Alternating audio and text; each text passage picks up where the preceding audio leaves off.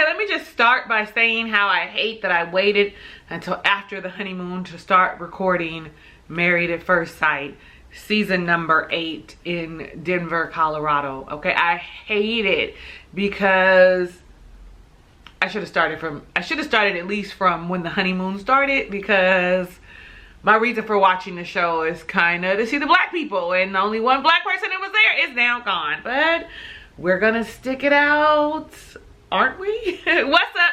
How you doing, Ray of Sunshines? I am your girl, Talisa Ray, wife coach. We are reviewing Married at First Sight, season 17, episode number 8. Divorce, prayers, and spider scares. I'm all like, let's not call it that.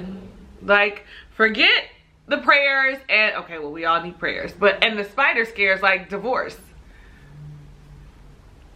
relationships on the rocks, I don't really like you. Like, any of those could have worked better for me, because 2 of the 4 couples that were left, right? Okay. So, if you're new here, first time ever seeing me review Married at First Sight, I go couple by couple, not scene by scene, because it just seems better for me and it doesn't feel all sporadic. So I'm gonna start off with Emily and Brennan. First, let me start by saying the honeymoon is over. We've already determined that. The honeymoon is over and we are now moving in together in Colorado. We're gonna move in together. We're gonna start this life. We're gonna have this process. Blah, la, la, la. So let's talk Emily and Brennan, shall we? So I wrote down that Brennan feels disconnected and uninterested in this relationship. Now, if y'all watched last week's after party, they talk about, Claire and Lauren talk about how Brennan was always very snippy with her, very kind of sarcastic with her, kind of like downplaying her thoughts and ideas. I really think it has a lot to do with, of course, her not ever having a relationship. But we see why he has not had really a successful relationship that would yield him being successful in asking someone to marry him.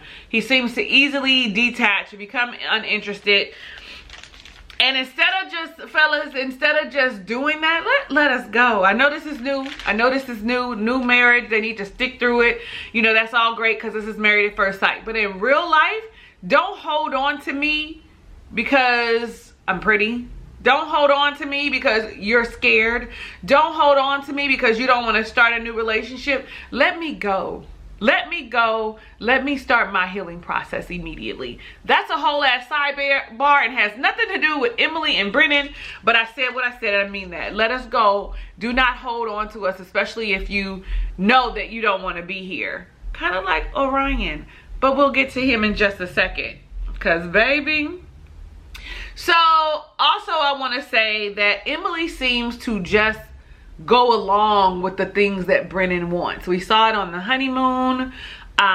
You know, I think when she asked about kind of like the segs and how that would work, and she's like, well, I'm gonna let you lead. And again, a lot of it is because she has never been in a real committed relationship. It's all been, you know, hookups and situationships is what it sounds like. So for her, she just wants him to take the lead because he has experience. But baby, let me tell you, your inexperience is experience. You know what it is that you like and you want. You know why you never continued with the men that you dated previously. So use that in this situation. Use your voice and talk about the things that you're talking about with us in your vignettes.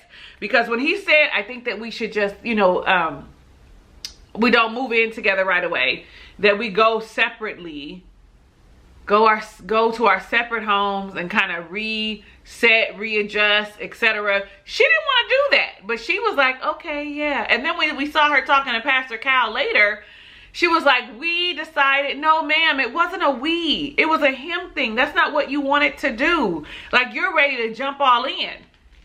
I mean, am I wrong? Did y'all not see the same thing that I saw? He said that he needs to recharge because he's feeling drained. The fact of the matter is, he feels like she's draining him. like she's a ball of energy, and like he can't deal with everything that she is. The one thing she is a person that wants to have a good time. She's very youthful, very excited about life, and he does not seem that way. He almost seems like an old man. Oh, I'll be right back. Hold on. I gotta get my phone in case Kingston basketball. Be right back. Okay, we can continue now. I have to be a good parent. If he texts me and tell me the bus is back, honey, I have to go get him. I can't just leave him there. Nevertheless, let's keep going. So we go on house tours, and again, I mean, his house looks very clean, organized, and like a bachelor. Like there's not a lot of fluff to it. But again, as he's giving her the tour, he seems detached and uninterested and low-key annoyed by her being in his space. Now, we didn't get to see Emily's, and I feel like all he's doing is shutting down. But what we find in the after party, that he don't shut down, because I was gonna say he needs to express himself.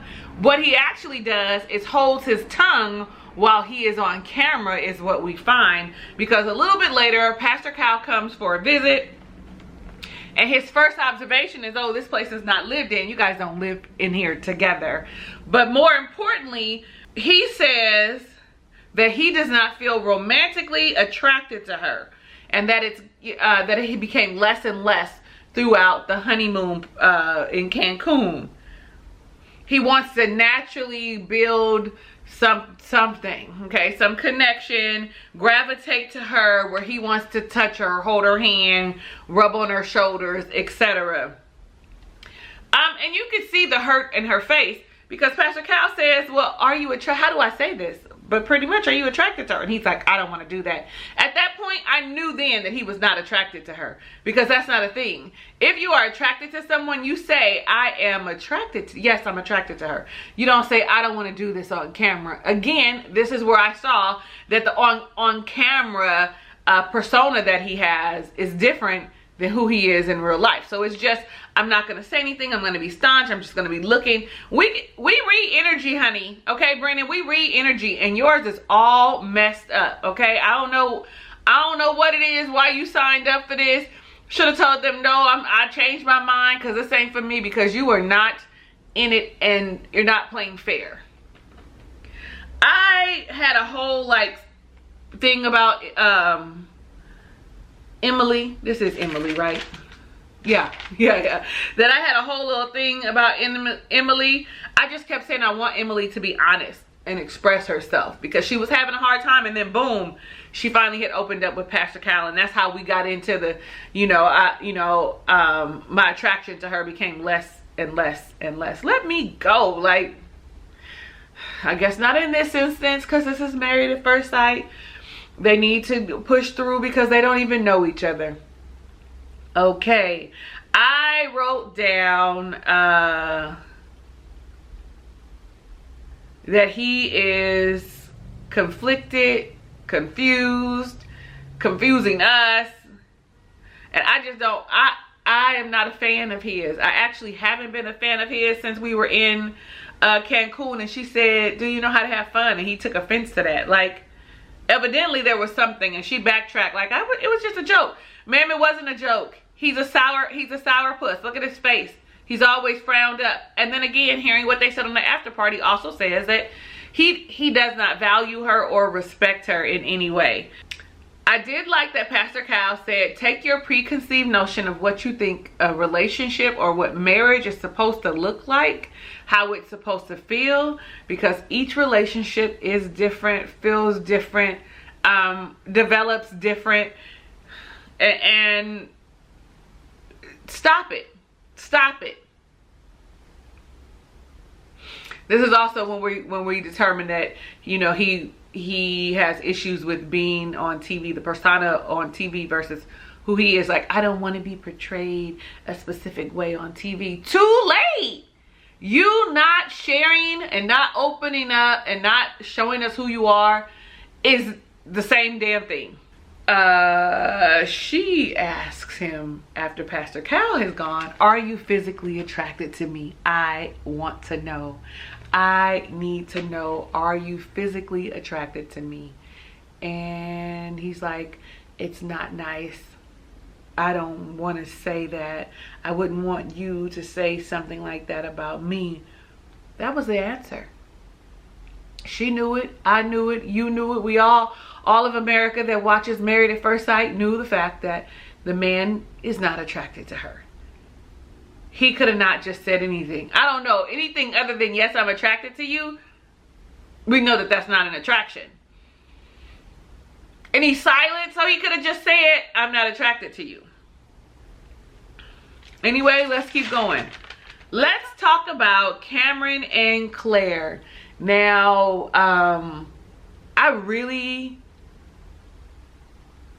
when they got married during the honeymoon, I was really not a fan of Claire's. Claire is very rigid in the way that she thinks and her views, but she also confused me because when they were getting married and at the wedding, she was like, I'm attracted to my husband, and then all of a sudden she was like, I'm not sure if we're attracted to one another. Ma'am, what is happening? Don't say things you don't mean. Rule of thumb for everybody: don't say things you don't mean. Just fucking be quiet. Sorry about that, but that's what I mean. Do not say anything you don't mean. It is better just to stay silent, because if you say something, once it comes out, you cannot retract it. It is said. You can try and correct the behavior, but you can't take it back. Again, has nothing to do with Cameron and Claire. But I do like where they have progressed to. They seem like they are willing to give this a full shot. They talk about living with people, and we find out that probably Cameron can live with anybody because he lived with his girlfriend and her whole family for a while, which is tough. Like, imagine. I mean, some of y'all don't have to imagine. You do live with your in-laws. You know what I mean? You do. That's a whole thing. But I don't think that I would survive that. And even more so with it being just my, like, boo, my bae. You know what I'm saying? Not my life partner or my husband. You know what I mean? Like, I don't know if I would be able to do that. So kudos to him. Something that threw Claire off and me, probably you too, is the fact that he likes to see how far a terrible situation can go, how long it's gonna last before we correct it. That sounds toxic AF, okay? Toxic. Like, why would you not want to correct it immediately? Why would you want to let it continue to see how far it can go before it blows up? Like, that's nuts. And I'd probably keep that as a note in the back of my mind that that's something that he does. But I absolutely adore that Claire can say the things that she desires, that she's not afraid to say, let's not do that. That's unhealthy. Really glad to hear that. We see Cameron's house. It's just a space that looks like only a man lives there. It's just a space that only he could live there, except for the whole spider title. You know, he has spider traps everywhere because it looks like he lives in a basement. They go down the stairs, so it looks like he lives in a basement, which could have been wet and damp. And spiders, hey, they like that. Because in moist areas are where, like, flies and gnats go. So yeah, that's a thing. Then they have lots of babies, and so they just keep coming and coming. We find out Claire has a dog, Lenny, and Lenny doesn't care much about anything. I don't see Lenny would be a problem, but she's talking about, you know, I'm going to send him to my sister's house. Now, because I did not do the first 7, we know that she's a quad and that her brother has passed away. And in this moment, that is where she says her faith in Catholicism has increased because the passing of her brother brought her closer to religion. I mean, there really wasn't a lot that they talked about. We saw Dr. Pepper meet with them, and they asked for a little guidance on, like, physical intimacy and what that looks like. And it's the same thing that the girls told you, Claire. A little hand holding, a little touch of the leg, a little rub of the shoulder when you feel like that. To express it. That's what she said. And I know it's a person whose love language, physical touch is not high on her love language list. It's something that you have to constantly be reminded of when you date people who are physical touch, or your partner is physical touch. You have to be reminded, because physical touch isn't just sexual intimacy. Physical touch is, we're just sitting here together and I just need to touch your arm, or I need to hold your hand. That's what physical touch looks like. It doesn't look like I want to be on top of you all the time. I mean, it can, but it doesn't necessarily. It's just small gestures, because they need that. That is how they connect, by just a touch. You're sitting there and put your hand on their leg or whatever. But I'm not high on physical touch. I mean, I think it's maybe gone up, but it's not high at all. So when I date someone who has physical touch, if I'm not constantly remembering they need to be touched, 9 times out of 10 the relationship isn't gonna work, amongst other things. But Claire does accept and says, you know what, I'm going to improve. I'm going to improve on this. And I commend her for just having the willingness to want to, right? Let's see. Talk a little bit about religion. And I liked what Dr. Pepper said. You don't have to have the same religious beliefs, but how do your values align? Are they the same? Do you have the same values on, like, how do you treat people? How do you respect people? How do you love people? Show compassion and kindness. I feel like that was huge for everybody, because someone else had that conversation. I would normally talk about Lauren and Orion, but I'm going to leave them last, because that's how they showed up in the segment. So let's talk about Becca and Austin. Becca and Austin seem to be the most comfortable with each other, except for when it's around spirituality. They seem to have a lot of things in common. Shared value system, shared hobbies, you know, what's it called, N64. You know, it's just a lot of shared ideologies that they have, but they have not had, like, or we haven't seen them have the uncomfortable, awkward conversations on finances. We saw a little bit about family, which they seem to align on, and spirituality. We kind of touch on spirituality in this episode. I wrote down, they're both free spirits, but Becca is a free spirit that requires structure and clear understanding. Like, I can get that. I understand it. And then Austin also is a free spirit. However, he's more, at this moment, he feels more of like, go with the flow, have a good time. Let's deal with the heavy, tough stuff later. I don't really need to know all of that. Let's take it a little slower. But Becca's all like, I need to know, I need structure. Like, but they're both really free spirits, and I like this. I like them as a couple so far. I would think that they would be our awkward couple. You know, they always give us one each year, and I think that they are considered our awkward couple. One thing though, when we went to Austin's house, he's nasty, okay? She asked him, how often do you wash your towels? I wonder if because did she see a crusty towel in there? You know, them hard, crusty, dried up towels? Something that looked dirty? Like, what was the deal? Because he was like, I wash them when it's necessary. Sir, you should be switching your towels out. Let's give him a little grace. Did he have a lot of towels? Does he have a lot of towels? Probably not. He went on to say that he only does laundry once a month. Now that could be a thing. You could have enough clothes to allow you to navigate a month's worth of laundry. As a woman, I probably can go a month without washing, right? Because I've got too much shit. But I don't. Okay, I don't go a month because I wear the same things all the time, specifically when it comes to my workout gear. So I mean, like, and I work from home, so I literally wear the same stuff over and over again. So I do wash weekly, don't worry. But I'm just saying, as a person that has a lot of stuff, like, I could probably go a month without washing. However, now you have a whole pile full of dirty laundry just piled up somewhere, wherever you keep your laundry, in your laundry basket, in your laundry room, inside your room, wherever it is. So that's just not a thing. At least to me. I don't know about y'all, but at least to me.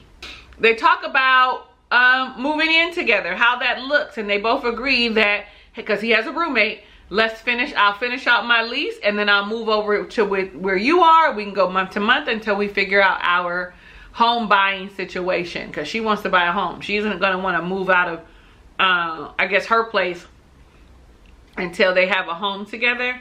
But here's the thing. Y'all know how I feel about, if you've been with me for any time, you know that I don't believe in one person moving into someone's house. And I get that everybody is different, but there will come a time where you're going to be like, this is my space, and they're invading it. In order for that to work, you literally have to take all the furniture out. Get rid of all the furniture. You guys buy new furniture together. Sage your house, right? Act like you're moving in from scratch, because I don't believe in it. That's just my own thing, that they should move out of their respective places into a place that is common for the both of them. But hey, that's just my idea. Like, that's how I see it. When Pastor Cal visits, he asks them, have they consummated the marriage? And they say no. Now remember, she just had surgery because she has endometriosis. Is that what she has? I think that's right. Help me out if that's not right. But I think that's what she has, but that she just had a surgery. So that's part of why they have not been sexually intimate. One of the other conversations they have is about religion. And again, I think Pastor Cal did a great job in showing intersectionality with them, showing where the commonality in their religious beliefs are, because Becca is Jewish, and she feels like most Christian people condemn her for being Jewish and not accepting Jesus Christ as her Lord and Savior, and that she's going to burn in hell. She said that even people close to her have done that. It actually brought her to tears. Now, I know people that'll say that. I mean, they don't say that to you, but I know people that is their strict belief. And so because they have bought into there's only one right way, right, to live for your religious background and belief, that's what they will, that's where they stand, and that's where they will tell you. And if you have a conversation about it, that is what they would share. Most people that I know, that I hang out with, will not be like, you'll have condemnation and burn in hell forever. They won't say that, but they will allude to Jesus Christ is the Lord and Savior, and the only way to heaven is through him. Like, they will do that. So I see where she feels a way about their differences in religious background. Like, I don't want him trying to tell me that I'm living wrong because I'm Jewish, but also vice versa. And what Pastor Cal did to help them find the intersectionality between the two is ask them, what is the basis of your religious beliefs? Austin said love, okay? And Becca said love and kindness and compassion. Those are the same things, okay? They all roll into one. So you have that same, again, value system. And that's what is important. As long as you can navigate respecting that someone is different than you, as long as you're not, when I say you're not, I mean Austin does not have we have to be equally yoked, meaning in religion too, then they have the strong possibility of navigating their faith issues. Now, I do not like, before I tell you what I don't like, I did love how Austin, he's a prime example of what physical touch love language looks like. He was affirming her through touch. The entire time they were together, he was massaging her clavicle area, her shoulder, her back. Like, he is a prime example of someone whose primary love language, at least one of the top two, has to be physical touch, because he did not stop touching her. And when she started to cry and he needed to affirm her, he grabbed her and hugged her for comfort. I actually really like them together, and I really hope that they make it.